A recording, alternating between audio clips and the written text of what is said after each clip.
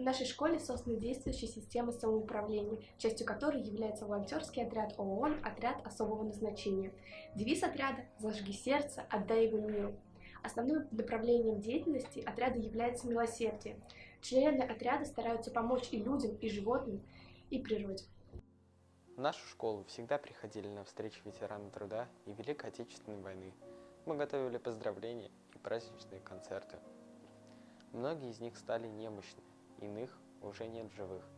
В прошлом году мы начали наш проект «Ты тоже будешь стариком», в рамках которого волонтеры посещали областной геронтологический центр, были организованы концерты и поздравления. Мы помогали персоналу и просто общались с бабушками и дедушками.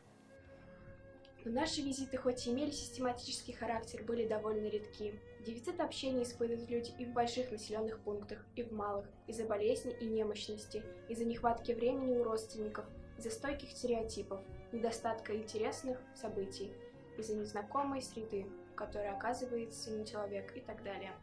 Это и стало целью нашего нового проекта, продолжающего прошлогоднее «Учиться никогда не поздно». Изменения, которые происходят в нашем обществе, ускорение темпа жизни, переход общения в онлайн, изменение способов публикации и получения информации оставляют пенсионеров на обочине жизни. Вряд ли кто-то поспорит с тем, что компьютерная грамотность для пожилых людей не роскошь, а способ придать жизни новый смысл, расширить круг общения, почувствовать себя идущими в ногу со временем. Повышение социальной активности скажется на улучшении их качества жизни. Наш отряд проводит работу с пожилыми людьми, предоставляя возможность этой группе общаться посредством сети интернет со своими близкими, живущими в других городах, получать информацию, реализовывать творческие способности. Наши волонтеры выполняют роль тьюторов, учат людей старшего поколения набирать тексты, использовать электронные услуги, обрабатывать фотографии, создавать свою электронную почту и отправлять письма, общаться в социальных сетях и многое другое.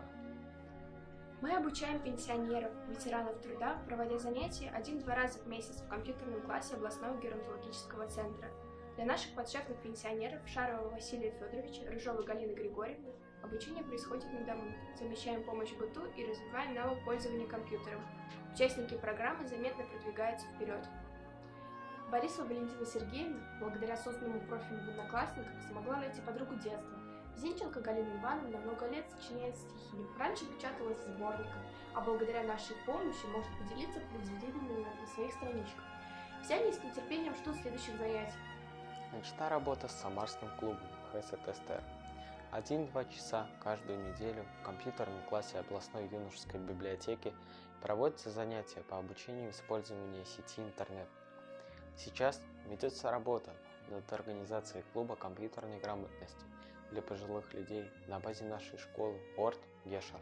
Когда дряхлеющие силы нам начинают изменять, и мы должны, как старожилы, пришельцам новое место дать. Спаси тогда нас, добрый гений, от малодушных укоризн, от клеветы, от озлоблений на изменяющую жизнь, от чувства затаенной злости на обновляющийся мир, где новые садятся гости за уготованный им пир, от желчи горького сознания, что нас поток уж не несет, и что другие есть призвания, другие вызваны вперед.